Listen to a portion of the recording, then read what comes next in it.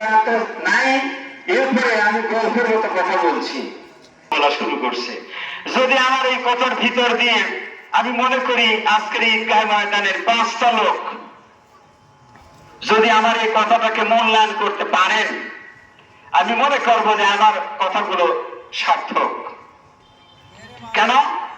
এই কারণেই আমরা আমার উপস্থিতি আপনারা যারাই এখনো এই মুহূর্তে আসছেন, আমি বিনীতভাবে অনুরোধ জানাবো যে একদম এসে কাতারভুক্ত হয়ে বসে পড়বেন।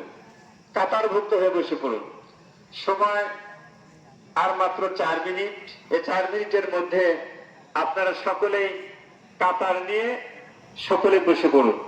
সকলেই বসে পড়ুন, কেউ দাঁড়িয়ে থাকবেন না, বসে পড়ুন। যারা সামনে আছেন কাতার নিয়ে আগে বসে পড়ুন। তারপরে পিছনের মানুষ যারা আসছেন তাদের অবস্থান পরে সেটা দেখা যাবে। বসুন। আপনারা এত মানুষ এই ঈদগাহে আসেন, কিন্তু সেই আশাটা আগে আসেন না, এটাই হচ্ছে সমস্যা। আর একটা ছোট্ট বাচ্চা চেষ্টা দিয়েছে, আল্লাহ তাআলা কবুল করুন।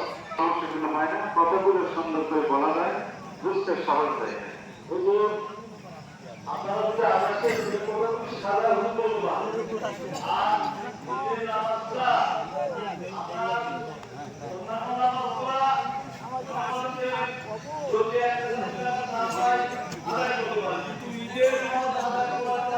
অনেকেই জানি না তাকবীরগুলো ছুটে গেলে কিভাবে তাকবীরগুলো সেগুলো জানি না। এই জন্যই আগে আসতে বলি আমরা, যদি কষ্ট করে আসি তাহলে আর বিফল পাবো না। যদি ঈদের নামাজ আপনি 1 রাকাত পেলেন না, 1 রাকাত পেয়েছেন, 2 রাকাত কিভাবে পড়বেন এটা তো জানেন না আপনারা। এই বিপদ, কিন্তু জোহর আসর মাগরিব যদি ছুটিটা আমরা ওগুলো করতে পারি, ঠিক কথা ঠিক না? এটা কিন্তু আপনারা এই জন্যই আমরা বলবো যে আপনার চালু আসেন জামাতে শরীর হয়ে যান, যেন রাকাত আপনার পুরো কাজ না, আপনার বিপরীত কাজ না, তাতে চলে আসেন।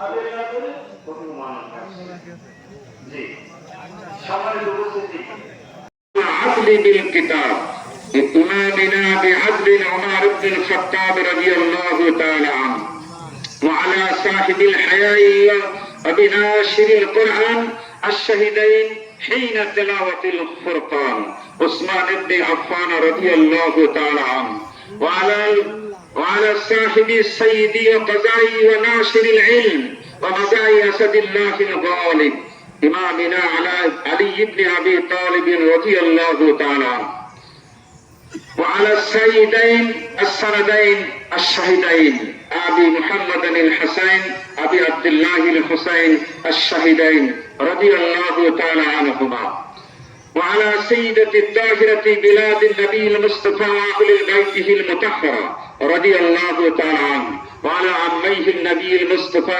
سيدنا العباس وسيدنا حمزة رضي الله تعالى عنهما وعلى كل الصحابة رضوان الله تعالى عليهم أجمعين. الله الله في أصحاب لا تتخذوهم غرضا من بعدي فمن أحبهم فليحب أحبهم ومن أبغضهم فليبغض أبغضهم ومن أبغض خير أمتي قرني ثم الذين يلونهم ثم الذين يلونهم. تعالوا عباد الله رحمكم الله إن الله يأمر بالعدل والإحسان وإيتاء ذي القربى وينهى عن الفحشاء والمنكر والبغي يعظكم لعلكم تذكرون. اذكروا الله العلي العظيم الكريم يذكركم يدعوه يستجب لكم ولذكر الله تعالى أعلى وأعلى وأعز وأجل وأتم وأحب وأكبر والله يعلم ما تصنعون. لا إله إلا الله والله أكبر الله أكبر ولله الحمد. الله أكبر الله أكبر لا إله إلا الله والله أكبر الله أكبر ولله الحمد.